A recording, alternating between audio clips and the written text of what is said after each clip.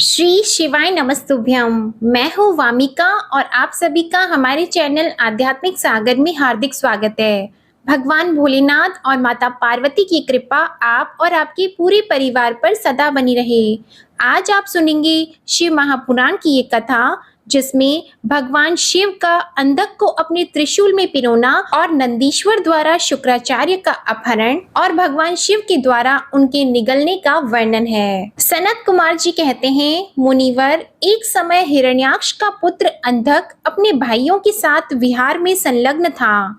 उसी समय उसके कामासक्त मदांध भाइयों ने उससे कहा, अरे अंधे, तुम्हें तो अब राज्य से क्या प्रयोजन है। हिरण्याक्ष तो मूर्ख था, जो उसने घोर तप द्वारा शंकर जी को प्रसन्न करके भी तुम जैसे कुरूप, बेडोल, कलिप्रिय और नेत्रहीन को प्राप्त किया।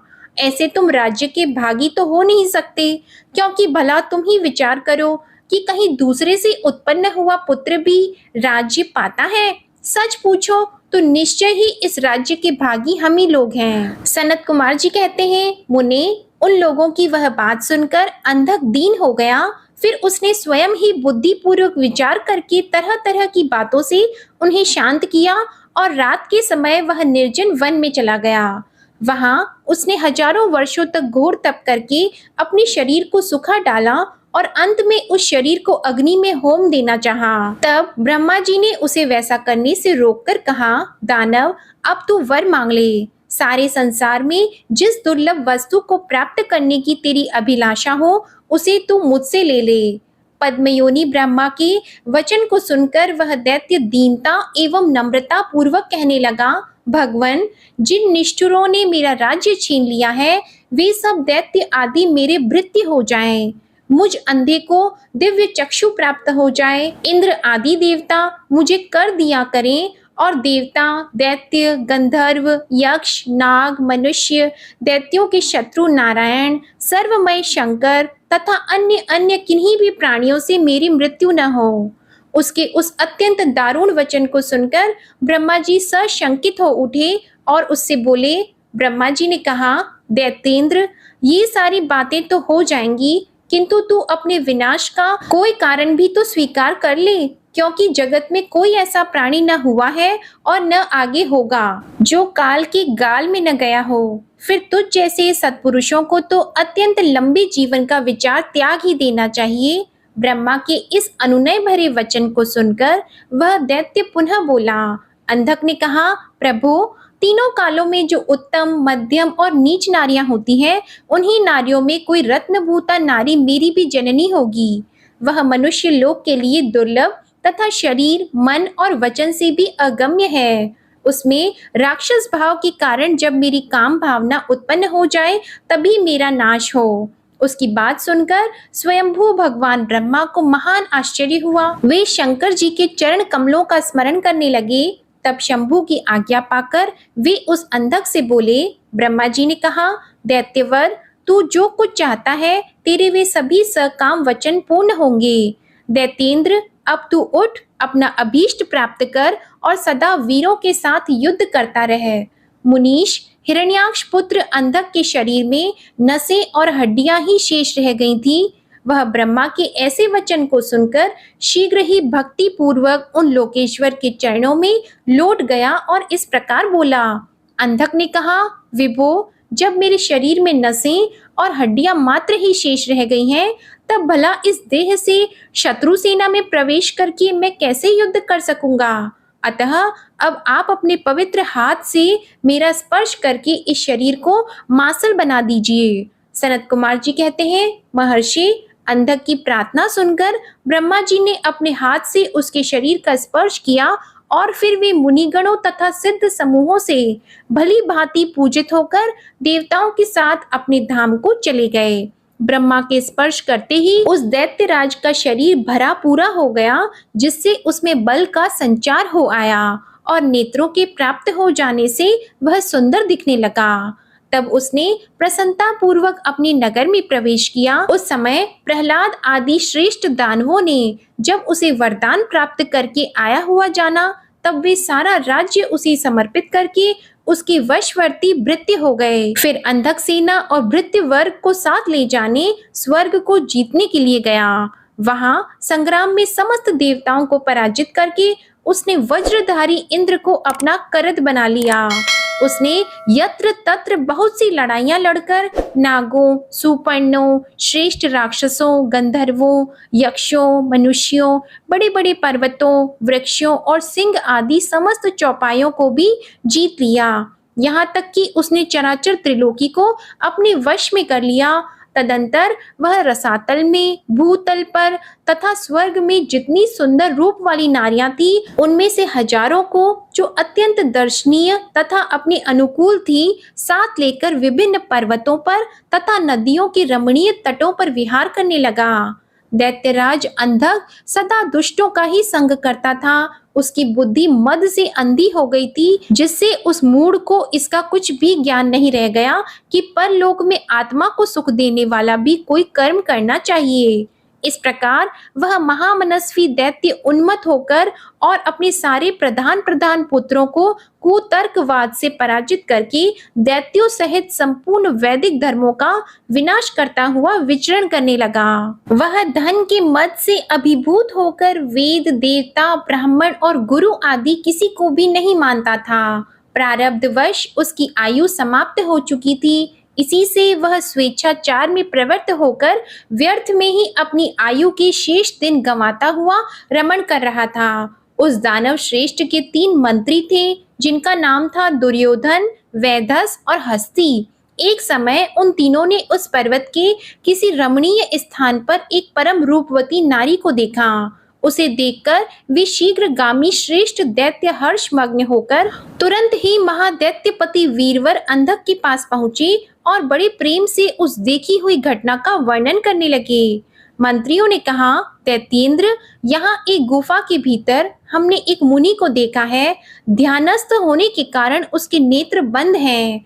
वह बड़ा रूपवान है। उसके मस्तक पर अर्धचंद्र की कला अपनी छटा बिखेर रही है और कमर में गजेंद्र की खाल बंधी हुई है। बड़े बड़े नाग उसके सारे शरीर में लिपटे हुए हैं। खोपड़ियों की माला ही उस जटाधारी का आभूषण है। उसके हाथ में त्रिशूल है तथा एक विशाल धनुष, बाण और तुणीर भी वह धारण किए हुए है। उसका अक्ष सूत्र स्पष्ट दिख रहा है। उसकी 4 भुजाएं तथा लंबी लंबी जटाएं हैं। वह खड़ग, त्रिशूल और लकुट धारण किए हुए है। उसकी आकृति अत्यंत गौर है और उस पर भस्म का अनुलेप लगा है। वह अपने उत्कृष्ट तेज से सुशोभित हुआ है। इस प्रकार उस श्रेष्ठ तपस्वी का सारा वेश ही अद्भुत है। उससे थोड़ी ही दूर पर हमने एक और पुरुष को देखा, जो विकराल वानर सा है। उसका मुख बड़ा भयंकर है। वह सभी आयुध धारण किए हुए है, परंतु उसका हाथ रुक्ष है। वह उस तपस्वी की रक्षा में तत्पर है। उसके पास ही एक बूढ़ा सफेद रंग का बैल भी बैठा है। उस बैठे हुए तपस्वी के पार्श्व भाग में हमने एक शुभ लक्षण संपन्ना नारी को भी देखा है। वह भूतल पर रत्न स्वरूपा है। उसका रूप बड़ा मनोरम है और तरुणी होने के नाते वह मन को मोह लेती है। मूंगे, मोती, मणि, रत्न और उत्तम वस्त्रों से वह सुसज्जित है। उसके गले में सुंदर मालाएं लटक रही हैं। जिसने उसे एक बार देख लिया, उसी का नेत्र धारण करना सफल है। उसे फिर इस लोक में अन्य वस्तुओं के देखने से क्या प्रयोजन। वह दिव्य नारी पुण्य आत्मा मुनिवर महेश की मान्या एवं प्रियतमा भार्या है। सनत कुमार जी कहते हैं, मुनि श्रेष्ठ, मंत्रियों के उन वचन को सुनकर दैत्यराज अंधक कामातुर हो उठा। फिर तो उसने तुरंत ही दुर्योधन आदि को उस मुनि के पास भेजा। मंत्रियों ने वहां पहुंचकर मुनीश्वर को प्रणाम करके उनसे अंधकासुर का संदेश कहा और बदले में शिवजी का उत्तर सुनकर वे लौटकर अंधक से बोले।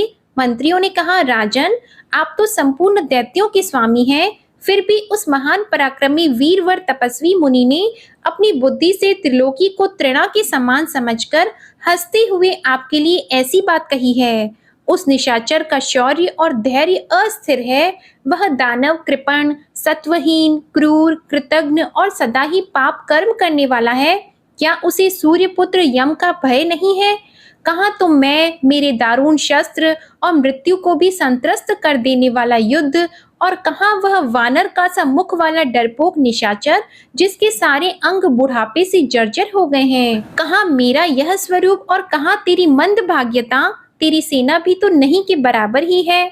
फिर भी यदि तुझमें कुछ सामर्थ्य हो तो युद्ध के लिए तैयार हो जा और आकर कुछ अपनी करतूत दिखा।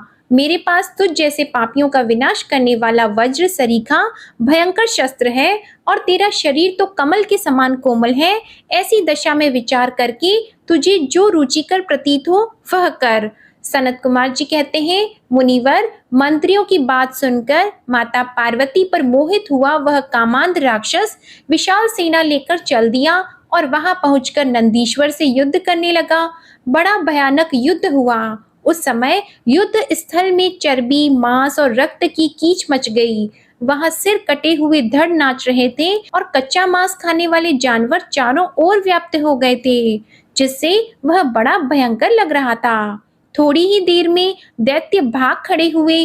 तब पिनाकधारी भगवान शंकर दक्ष कन्या सती को भली भांति धीरज बंधाते हुए बोले, प्रिय, मैंने जो पहले अत्यंत भयंकर महान पाशुपत व्रत का अनुष्ठान किया था, उसमें रात दिन तुम्हारे प्रसंगवश जो हमारी सेना का विनाश हुआ है, यह विघ्न सा आ पड़ा है। देवी, मरण धर्मा प्राणियों का जो अमरों पर आक्रमण हुआ है, यह मानव पुण्य का विनाश करने वाला कोई ग्रह प्रकट हो गया है। अतः अब मैं पुनः किसी निर्जन वन में जाकर उस परम अद्भुत दिव्य व्रत की दीक्षा लूंगा और उस कठिन व्रत का अनुष्ठान करूंगा। सुंदरी, तुम्हारा शोक और भय दूर हो जाना चाहिए। सनत कुमार जी कहते हैं, मुने, इतना कहकर उग्र प्रभाशाली महात्मा शंकर धीरे से अपना सिंगा बजाकर एक अत्यंत भयंकर पावन वन में चले गए।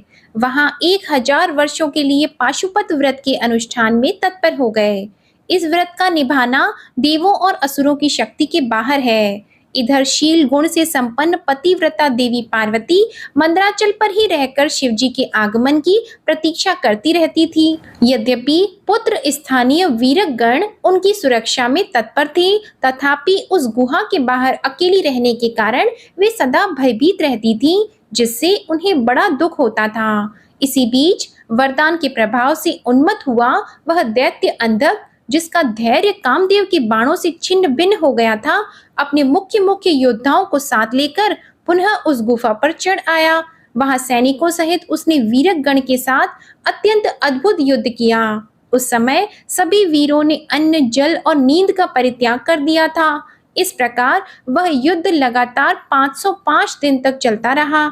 अंत में दैत्यों की भुजाओं से छूटे हुए आयुधों के प्रहार से नंदीश्वर का शरीर घायल हो गया, जिससे वे गुहा द्वार पर ही गिर पड़े और मूर्छित हो गए। उनके गिरने से गुहा का सारा दरवाजा ही ढक गया, जिससे उसका खोला जाना असंभव था। फिर दैत्यों ने 2 ही घड़ी में सारे वीरगण को अपने अस्त्र समूहों से आच्छादित कर दिया। तब पार्वती ने भगवान विष्णु और ब्रह्मा जी का स्मरण किया। स्मरण करते ही ब्राह्मी, नारायणी, ऐन्द्री, वैश्वानरी, याम्या, नैऋति, वारुणी, वायवी, कौबेरी, यक्षेश्वरी, गारुड़ी आदि देवियों के रूप में समस्त देवता, यक्ष, सिद्ध, गुह्यक आदि शास्त्र अस्त्रों से सुसज्जित होकर अपने अपने वाहनों पर सवार होकर पार्वती जी के पास आ पहुंचे और राक्षसों के साथ भिड़ गए। कुछ समय बाद भगवान शिव भी आ गए। फिर तो घोर युद्ध हुआ। तदंतर शुक्राचार्य को संजीवनी विद्या के द्वारा दैत्यों को जीवित करते देखकर भूतनाथ शिवजी उनको निगल गए। इससे दैत्य ढीले पड़ गए। व्यास जी अंधक महान पराक्रमी वीर और त्रिपुरहंता शिवजी के समान बुद्धिमान था। सैकड़ों वरदान मिलने के कारण वह उन्माद के वशीभूत हो रहा था। यद्यपि बहुसंख्यक शास्त्र अस्त्रों की चोट से उसका शरीर जर्जर हो गया था, फिर भी शिवजी पर विजय पाने के लिए उसने दूसरी माया रची। जब प्रलयकालीन अग्नि के समान शरीर धारण करने वाले भूतनाथ त्रिपुरारी शंकर ने अपने त्रिशूल से उसे बुरी तरह छेद डाला, तब भूतल पर गिरे हुए उसके रक्त कणों से युद्ध के युद्ध अंधक प्रकट हो गए। उनसे सारी रणभूमि व्याप्त हो गई। वे विकृत मुख वाले भयंकर राक्षस अंधक के सदृश ही पराक्रमी थे। इस प्रकार जब पशुपति द्वारा मारे गए सैनिकों के घावों से निकले हुए अत्यंत गरम गरम रक्त बिंदुओं से दूसरे सैनिक उत्पन्न होने लगे, तब बहुत सी भुजारूपी लताओं द्वारा आक्रांत होने के कारण कुपित हुए बुद्धिमान भगवान विष्णु ने प्रमथनाथ शिव को बुलाकर योग बल से एक ऐसा अजेय स्त्री रूप धारण किया जिसका मुख विकृत था और रूप अग्र विकराल और कंकाल मात्र था। वह स्त्री रूप शंभु के कान से निकला था। जब उन देवी ने रणभूमि में उपस्थित होकर अपने युगल चरणों से पृथ्वी को अलंकृत किया, तब सभी देवता उनकी स्तुति करने लगे। तत्पश्चात भगवान ने उनकी बुद्धि को प्रेरित किया। फिर तो वे शुद्धार्थ होकर रण के मुहाने पर उन सैनिकों के तथा दैत्यराज के शरीर से निकले हुए अत्यंत गरम गरम रुधिर का पान करने लगी, जिससे राक्षसों का उत्पन्न होना बंद हो गया। तदंतर एकमात्र अंधक ही बचा रहा। यद्यपि उसके शरीर का रक्त सूख गया था, तथापि वह अपने कुलोचित सनातन क्षात्र धर्म का स्मरण करके अविनाशी भगवान शंकर के साथ भयंकर थप्पड़ों से, वज्र सदृश जानुओं और चरणों से, वज्राकार नखों से, मुख, भुजा और सिरों से संग्राम करता रहा। तब प्रमथनाथ शिव ने रणभूमि में उसका हृदय विदीर्ण करके उसे शांत कर दिया। फिर त्रिशूल भोंककर उसे स्थानों के समान ऊपर को उठा लिया। उसका जर्जर शरीर नीचे को लटक रहा था। सूर्य की किरणों ने उसे सुखा दिया। पवन के झोंकों से युक्त मेघों ने मूसलाधार जल बरसाकर उसे गीला कर दिया। हिमखंड के समान शीतल चंद्रमा की किरणों ने उसे विशीर्ण कर दिया। फिर भी उस दैत्यराज ने अपने प्राणों का परित्याग नहीं किया। उसने विशेष रूप से शिवजी का स्तवन किया। तब करुणा के अगाध सागर शंभु प्रसन्न हो गए और उन्होंने उसे प्रेम पूर्वक गणाध्यक्ष का पद प्रदान कर दिया। तत्पश्चात युद्ध के समाप्त हो जाने पर लोकपालों ने नाना प्रकार के सार गर्भित स्तोत्रों द्वारा विधि पूर्वक शिवजी की अर्चना की और हर्षित हुए ब्रह्मा, विष्णु आदि देवों ने गर्दन झुकाकर उत्तम उत्तम स्तुतियों द्वारा उनका स्तवन किया। फिर जय जयकार करते हुए वे आनंद मनाने लगे। तदंतर शिवजी उन सबको साथ लेकर आनंद पूर्वक गिरिराज की गुफाओं को लौट आए। वहां उन्होंने अपने ही अंशभूत पूजनीय देवताओं को नाना प्रकार की भेंट समर्पित करके उन्हें विदा किया और स्वयं प्रमोदित हुई गिरिराज कुमारी के साथ उत्तम उत्तम लीलाएं करने लगे। व्यास जी ने पूछा, महाबुद्धिमान सनत कुमार जी, जब वह महान भयंकर एवं रोमांचकारी संग्राम चल रहा था, उस समय त्रिपुरारी शंकर ने दैत्य गुरु विद्वान शुक्राचार्य को निगल लिया था। यह घटना मैंने संक्षेप में ही सुनी थी। अब आप उसे विस्तार पूर्वक वर्णन कीजिए। पिनाकधारी शिव के उदर में जाकर उन महायोगी शुक्राचार्य ने क्या किया था? शंभु की जठर अग्नि ने उन्हें जलाया क्यों नहीं? भृगुनंदन बुद्धिमान शुक्र भी तो कल्पांतकालीन अग्नि के समान उग्र तेजस्वी थे। वे शंभु के जठर पंजर से कैसे निकले? उन्होंने कैसे और कितने काल तक आराधना की थी? तात, उन्हें जो मृत्यु का शमन करने वाली पराविद्या प्राप्त हुई थी, वह विद्या कौन सी है जिससे मृत्यु का निवारण हो जाता है? मुने, लीला विहारी देवादिदेव भगवान शंकर के त्रिशूल से छूटे हुए अंधक को गणाध्यक्षता की प्राप्ति कैसे हुई? तात, मुझे शिवलीला अमृत श्रवण करने की विशेष लालसा है, अतः आप मुझ पर कृपा करके वह सारा वृतांत पूर्ण रूप से वर्णन कीजिए। ब्रह्मा जी कहते हैं, अमित तेजस्वी व्यास जी के इन वचनों को सुनकर सनत कुमार शिवजी के चरण कमलों का स्मरण करके कहने लगे। सनत कुमार जी ने कहा, मुनिवर, भगवान शंकर के प्रमथों की जब अत्यंत विजय होने लगी, तब अंधक घबराकर शुक्राचार्य जी की शरण में गया और उसने गिड़गिड़ाकर मृत संजीवनी विद्या के द्वारा मरे हुए असुरों को जीवित करने की प्रार्थना की। इस पर शुक्राचार्य ने शरणागत धर्म की रक्षा करना ही उचित समझा।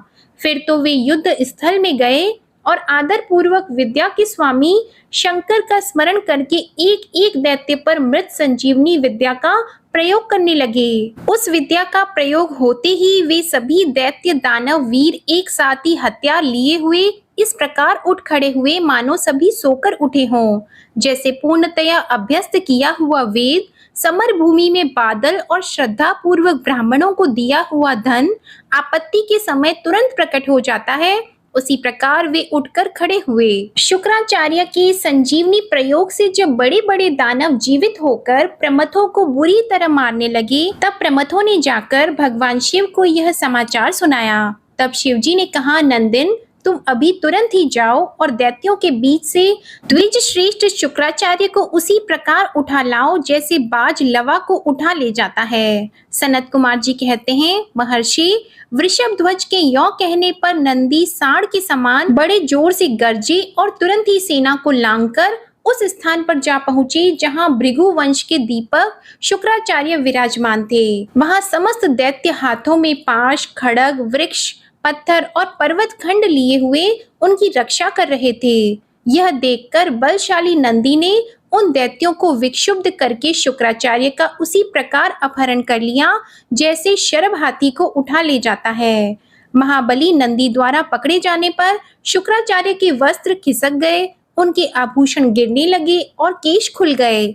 तब देव शत्रु दानव उन्हें छुड़ाने के लिए सिंहनाद करते हुए नंदी के पीछे दौड़े और जैसे मेघ जल की वर्षा करते हैं, उसी प्रकार नंदीश्वर के ऊपर वज्र, त्रिशूल, तलवार, फरसा, बनेटी और गोफन आदि अस्त्रों की उग्र वृष्टि करने लगे। तब उस देवासुर संग्राम के विकराल रूप धारण करने पर गणाधिराज नंदी ने अपने मुख की आग से सैकड़ों शस्त्रों को भस्म कर दिया और उन भृगु नंदन को दबोचकर शत्रु दल को व्यथित करते हुए वे शिवजी के समीप आ पहुंचे और शीघ्र ही उन्हें निवेदित करते हुए बोले, भगवान, ये शुक्राचार्य उपस्थित हैं। तब भूतनाथ देवाधिदेव शंकर ने पवित्र पुरुष द्वारा प्रदान किए हुए उपहार की भांति शुक्राचार्य को पकड़ लिया और बिना कुछ कहे उन्हें फल की तरह मुख में डाल लिया। उस समय समस्त असुर उच्च स्वर से हाहाकार करने लगे। व्यास जी, जब गिरिजेश्वर ने शुक्राचार्य को निगल लिया, तब दैत्यों की विजय की आशा जाती रही। उस समय उनकी दशा सत्य के बिना धर्म समुदाय की भांति सोचनीय हो गई। दैत्यों का सारा उत्साह जाता रहा। तब अंधक ने महान दुख प्रकट करते हुए अपने शूर वीरों को बहुत उत्साहित किया और कहा, वीरों, जो रणांगण छोड़कर भाग जाते हैं, उनकी ख्याति अपयश रूपी कालिमा से मलिन हो जाती है और उन्हें इस लोक में तथा परलोक में कहीं भी सुख नहीं मिलता। यदि पुनर्जन्म रूपी मल का अपहरण करने वाले धरा तीर्थ रण तीर्थ में अवगाहन कर लिया जाए, तो अन्य तीर्थों में स्नान, दान और तप की क्या आवश्यकता है। अर्थात इनका फल रणभूमि में प्राण त्याग करने से ही प्राप्त हो जाता है। दैत्यराज के इस वचन को पूर्ण रूप से धारण करके वे दैत्य तथा दानव रणभेरी बजाकर रणभूमि में प्रमथ गणों पर टूट पड़े और उन्हें मतने लगे। इस प्रकार अत्यंत घमासान युद्ध हुआ। इसी बीच विनायक, स्कंद, नंदी, सोमनंदी, वीर नेगमे और महाबली वैशाख आदि उग्र गणों ने त्रिशूल शक्ति और बाण समूहों की धारावाहिक वर्षा करके अंधक को अंधा बना दिया। फिर तो प्रमथों तथा असुरों की सेनाओं में महान कोलाहल मच गया। उस घोर शब्द को सुनकर शंभु के उदर में स्थित शुक्राचार्य आश्रय रहित वायु की भांति निकलने का मार्ग ढूंढते हुए चक्कर काटने लगे। उस समय उन्हें रुद्र के उदर में पाताल सहित सातों लोक, ब्रह्मा, नारायण, इंद्र, आदित्य और अप्सराओं की विचित्र भुवन तथा वह प्रमथासुर संग्राम भी दिख पड़ा। इस प्रकार वे 100 वर्षों तक शिवजी की कुक्षी में चारों ओर भ्रमण करते रहे, परंतु उन्हें उसी प्रकार कोई छिद्र दिख नहीं पड़ा जैसे दुष्ट की दृष्टि सदाचारी के छिद्र को नहीं देख पाती। तब भृगुनंदन ने शैव योग का आश्रय लेकर एक मंत्र का जाप किया। उस मंत्र के प्रभाव से वे शंभु के जठर पंजर से शुक्र रूप में लिंग मार्ग से बाहर निकले। तब उन्होंने शिवजी को प्रणाम किया। गौरी ने उन्हें पुत्र रूप में स्वीकार कर लिया और विघ्न रहित बना दिया। महेश्वर ने कहा, भृगुनंदन, चूंकि तुम मेरे मार्ग से शुक्र की तरह निकले हो, इसलिए अब तुम शुक्र कहलाओगे। जाओ, अब तुम मेरे पुत्र हो गए। सनत कुमार जी कहते हैं, मुनिवर, देवेश्वर शंकर के यों कहने पर सूर्य के सदृश कांतिमान शुक्र ने पुनः शिवजी को प्रणाम किया और वे हाथ जोड़कर स्तुति करने लगे। शुक्र ने कहा, भगवान, आपके पैर, सिर, नेत्र, हाथ, भुजाएं अनंत हैं। आपकी मूर्तियों की भी गणना नहीं हो सकती। ऐसी दशा में मैं आप स्तुत्य की सिर झुकाकर किस प्रकार स्तुति करूं? आपकी 8 मूर्तियां बताई जाती हैं और आप अनंत मूर्ति भी हैं। आप संपूर्ण सुरों और असुरों की कामना पूर्ण करने वाले हैं तथा अनिष्ट दृष्टि से देखने पर आप संहार भी कर डालते हैं। ऐसे स्तवन के योग्य आपकी मैं किस प्रकार स्तुति करूं? सनत कुमार जी कहते हैं, मुने, इस प्रकार शुक्र ने शिव जी की स्तुति करके उन्हें नमस्कार किया और उनकी आज्ञा से वे पुनः दानवों की सेना में प्रविष्ट हुए। ठीक उसी तरह जैसे चंद्रमा मेघों की घटा में प्रवेश करते हैं, व्यास जी, इस प्रकार रणभूमि में शंकर ने जिस तरह शुक्र को निगल लिया था, वह वृतांत तो मैंने तुम्हें सुना दिया है। ओम नमः शिवाय। आज की कथा समाप्त होती है। आशा करती हूँ आपको आज की कथा पसंद आई होगी। आपको ये कथा पसंद आई हो तो वीडियो को लाइक करें, शेयर करें और कमेंट में भगवान भोलेनाथ की जय जरूर लिखें। हमारे चैनल आध्यात्मिक सागर को अगर अभी तक सब्सक्राइब नहीं किया है तो चैनल को सब्सक्राइब करें और बेल आइकन भी दबाएं। धन्यवाद।